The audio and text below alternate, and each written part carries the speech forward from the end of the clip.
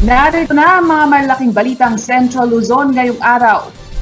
Executive Order Number 5-2021 o Household Lockdown sa Pampanga extended hanggang May 15. Bulacan at Pampanga may pinakamaraming COVID-related deaths sa Central Luzon.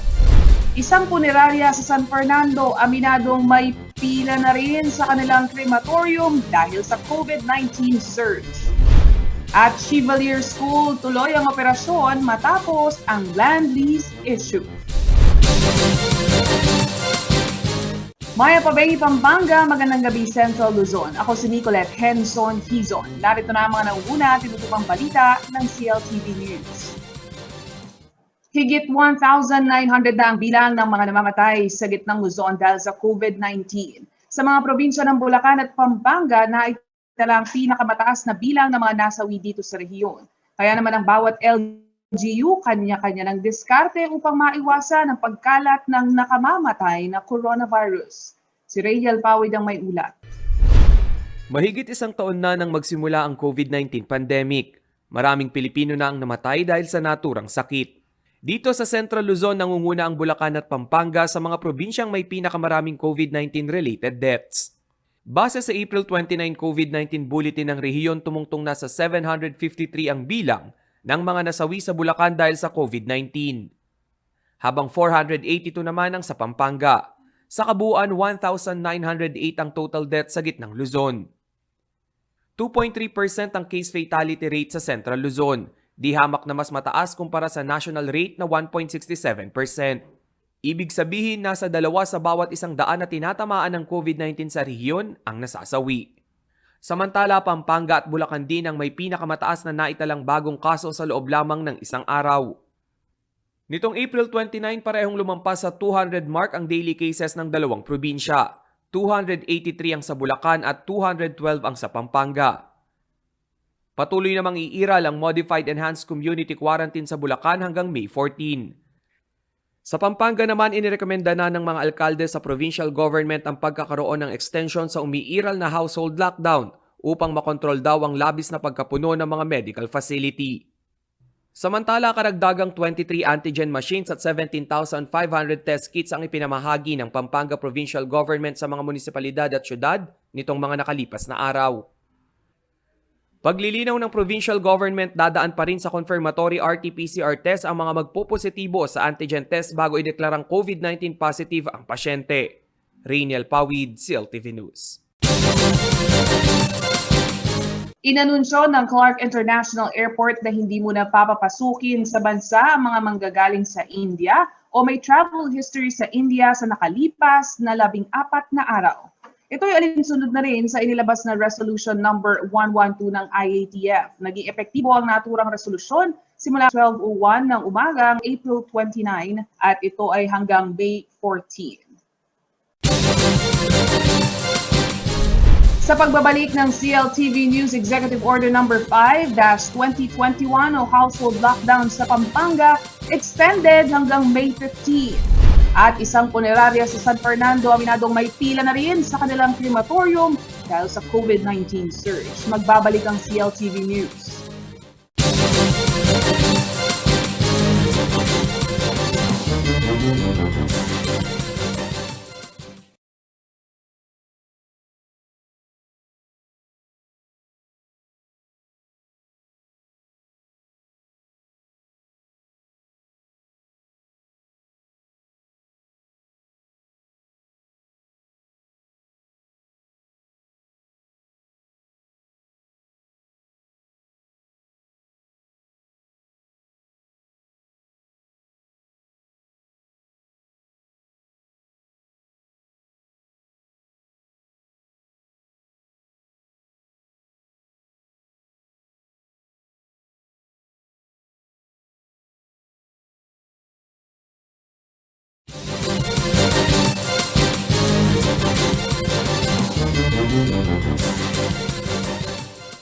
Nagbabalik ang CLTV News at sa iba pang mga nangunang balita.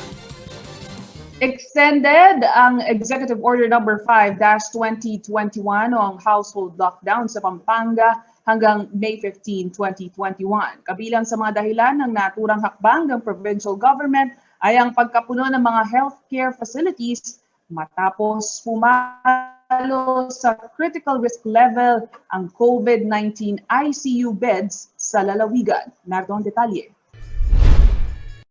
Extended hanggang May 15 ang tinaguriang household lockdown sa Pampanga kahit na nasa ilalim ng MGCQ ang lalawigan. Ito ang Executive Order No. 5-2021 ni Governor Dennis Delta Pineda na naghihigpit sa community quarantine protocol at naglilimita sa galaw ng mga kabalen gaya ng pagbisita sa mga bahay-bahay na sanhi ng mabilis na local transmission. Ayon kay Attorney Charlie Chua, ang Provincial Administrator ng lalawigan, ang kanilang pagpapasya ay buhat sa rekomendasyon ng local IATF, kung saan bahagi dito ang mga local chief executives at gayon na rin ang high risk at critical status ng healthcare utilization rate ng probinsya. Yan. Biro mo, meron tayong 3,255 active COVID cases. Nasaan yung mga ito? Andiyan yan sa ating mga hospital. Kaya siguro, ganyan yung status ng ating healthcare utilization rate, no? At sa isolation facilities natin. Kaya yung ating mga isolation facilities napupuno din, no? Kasi nandiyan itong ating mga active cases. Kailangan natin pababain to. Dahil kung hindi bababa ito, saan natin sila ilalagay? Sa annex ng extension ng EO No. 5, kalakip na naipresenta ang datos ng DOH na as of April 26, 2021, nasa 74.40% ang healthcare utilization rate ng Pampanga. Ibig sabihin, 645 sa 867 na COVID-19 beds nito ang okupado at itinuturing itong nasa high risk level. 87.63% o 85 sa 77 ICU beds para sa COVID-19 ang okupado. Katumbas ito ng critical risk level. 74.50 naman ang occupancy rate ng COVID-19 ward ng probinsya. 333 sa 447 beds dito ang okupado at nasa high risk level na rin ito.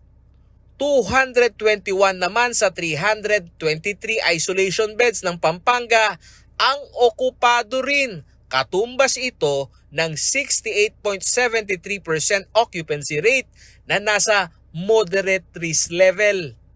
Sa kondisyong ito, sinabi ni Chua, hindi maaaring ikompromiso ang pagluluwag o panunumbalik ng mga dati ng nakasanayan na pangangapit bahay o gathering at dapat ipagpatuloy ang pagpapatupad ng curfew hours sa mas pinaaga na alas 8 ng gabi hanggang alas 5 ng umaga at liquor ban.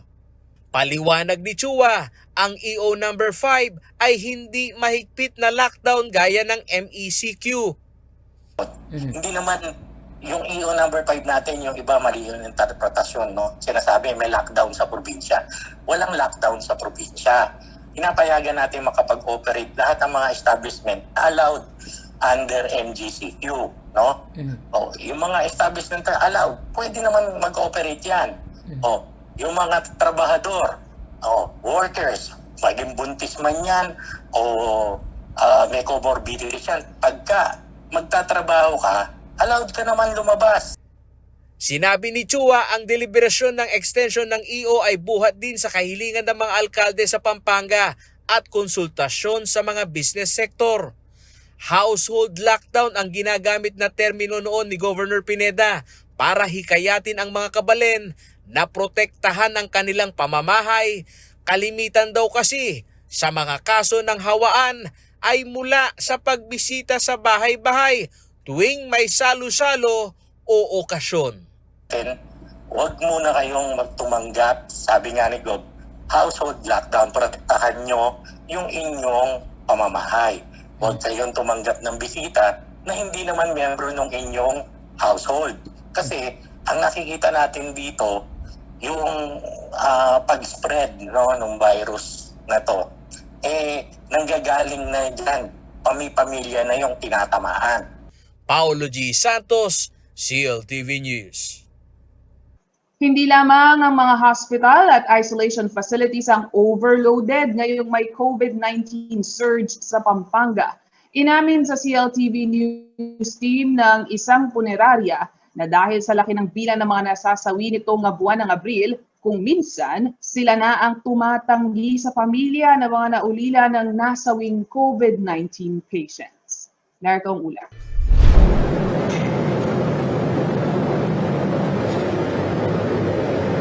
Hanggang sa huling hantungan, hindi biro ang gastos ng isang COVID-19 patient mula sa ipinatutupad na proseso ng Department of Health na kailangan itong i-cremate.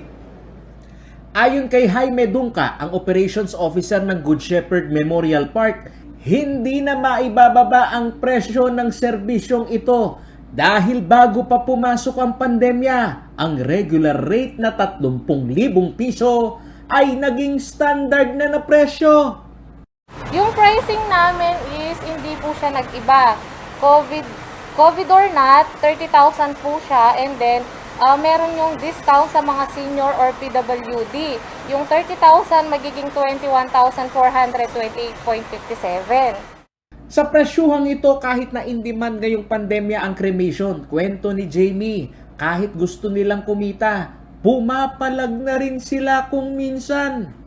Nagkakaroon na raw kasi ng pila ng mga labi ng COVID-19 patient at dahilan nito ay napapasabak ang kanilang pasilidad sa hindi inaasahang laki ng kota na kinakaya ng makina. Dumadating din po kami sa time na gano'n kasi syempre yung machine parang ano din yan baka yung magka-malfunction. So para maiwasan yung gano'n, nagte-turn down. Sa normal na operasyon ng punerarya para sa kanilang crematory service, 4 lamang kada buwan ang kanilang sineserbisyuhan. Habang nito umanong nakalipas na araw ng Abril, kasunod ng COVID-19 surge sa lalawigan ng Pampanga, ang 4 na bangkay sa loob ng isang buwan noon ay nagiging average na lang na bilang ng mga sinusunog na bangkay kada araw sa naturang punerarya. Kung susumahin ito, ay umaabot sa higit 120 na COVID-19 patients ito na tinatakbo ng buwan ng Abril. Average a month is nakaka-4 lang kami ng cremation. Pero ngayon, yung a day, ngayong nag-pandemic na meron ng COVID, yung isang araw namin nag-average kami ng 4. Sa pagitan ng petsang April 14 to 25, double digit na o ang pinakamataas ay 13 kada araw ang naitatalang nasasawi sa COVID-19 patient sa Pampanga. Ito'y base sa Provincial Epidemiology and Surveillance Unit o PESU ng Pampanga. Dahil sa patuloy na pagtaas ng kaso, formal nang inanunsyo ng provincial government sa pamamagitan ng isang executive order ang extension ng umiiral na household lockdown para limitahan ang paggalaw ng ating mga kabalin. Ayon sa datos ng DOH, as of April 28, 2021, umabot na sa 482 ang bilang ng mga nasasawi dahil sa COVID-19 sa Pampanga. Paulo G. Santos, CLTV News. Sa pagbabalik ng CLTV News sa Sumuan, 5 araw nang walang naitatalang bagong kaso ng COVID-19. Chevalier School tuloy ang operasyon matapos ang land lease issue. At kaligtasan ng mga abogado, serbisyong legal sa mga barangay, planong tutukan ng bagong gobernador ng IBP Central Luzon. Manatiling nakatutok at magbabalik ang CLTV News.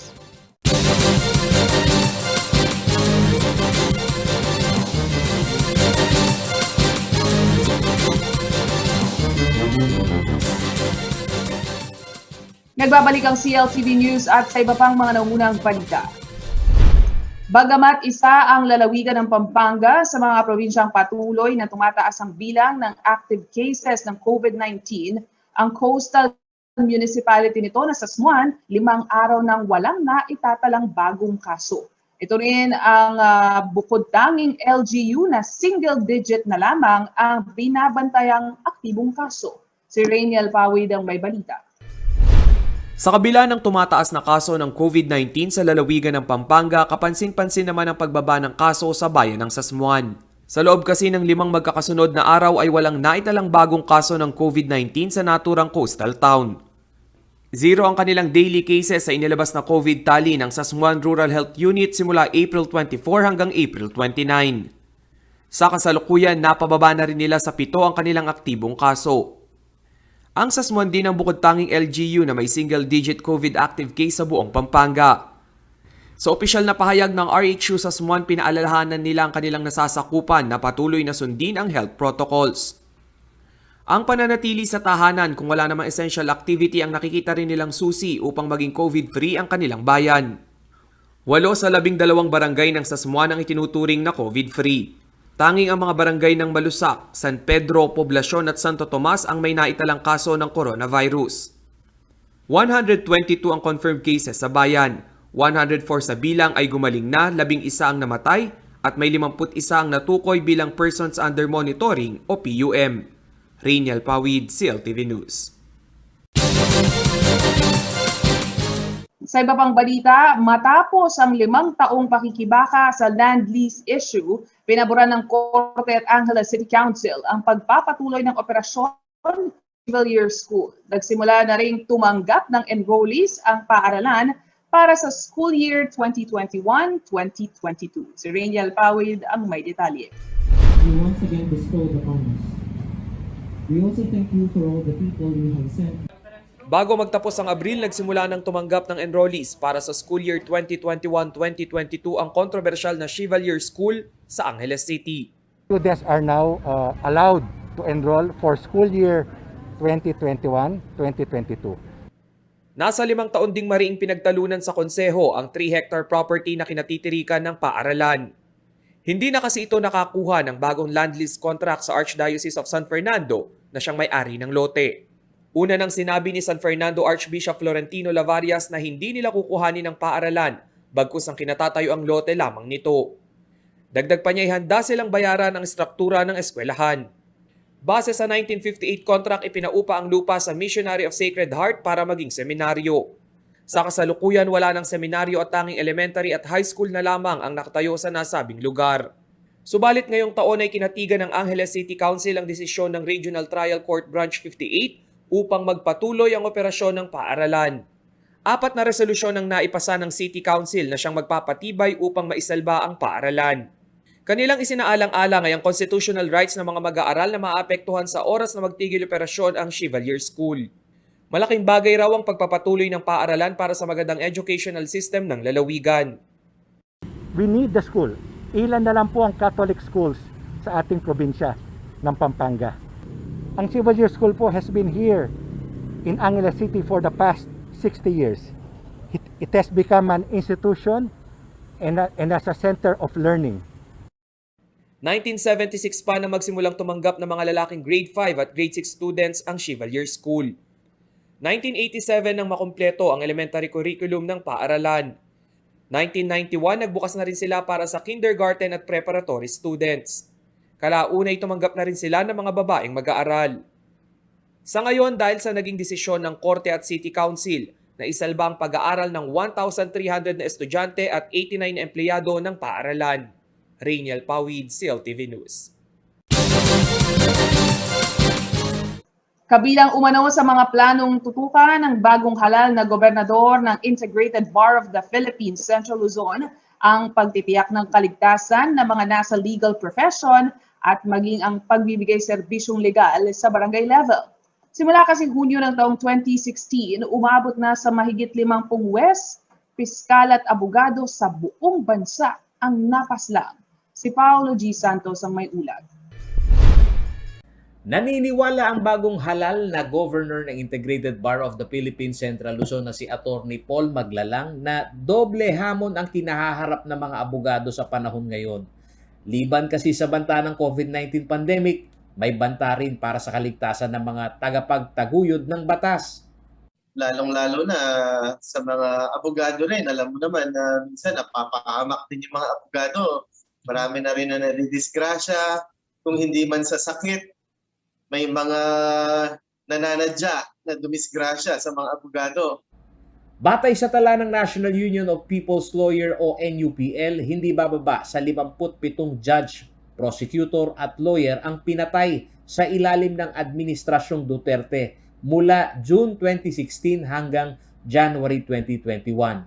Samantala, bilang institusyon na katuwang ng hudikatura, isa sa pangunahing programa na tututukan umano ngayon ni Maglalang ay ang magkaroon ng libreng access sa mga abogado ng IBP sa mga barangay. Lalo na ngayong panahon ng pandemya, napahirapan ang paglabas. Access to the courts, access to justice ng mga tao, lalong-lalo na yung mga mahirap, ay maagapan yon na kahit na ngayon, lalo na ngayong pandemya, no? Ang hirap bumiyahe, ang hirap lumabas. So, kailangan yung access nila, madali rin. Siguro, halimbawa, sa mga barangay man lang, makapaglagay tayo ng mga communication devices. Higit sa oportunidad na magkaroon ng mataas na kamalayan ang mga mamamayan sa batas, magagabayan din umano ang mga nasa lokal na pamahalaan gaya ng barangay na maging sensitibo sa pagpapairal ng batas ngayong panahon ng pandemya. Samantala, nagpasalamat naman si Maglalang sa kanyang mga kabalin na abogado na suportado at naniniwala sa kanyang lideratura. Nakalasalamat naman po nung matulala po king kanakong pangapili bilang gobernador at gawan ko po ing agyo po para iya po may pakarine ing balenta mong Kapampangan. Gawan ko po ing dapat agyo po at italakad tayo po ing bandera na ning Kapampangan king IBP National. Paolo G. Santos, CLTV News. At yan ang mga balitang nakakalap ng CLTV News. Para sa karagdagan pang detalye, maaari niyong i-follow namin social media pages at CLTV36Official, at CLTV36News, at CLTV36. Kung nais nyo ang balikan ng mga programa ng CLTV, maaari niyong bisitahin ang aming YouTube channel at CLTV36Official. At ang aming website, www.cltv36.tv. Kasama ang buong pwersa ng CLTV News and Current Affairs. Ako si Nicolette Henson Hizon. Maraming salamat at magandang gabi.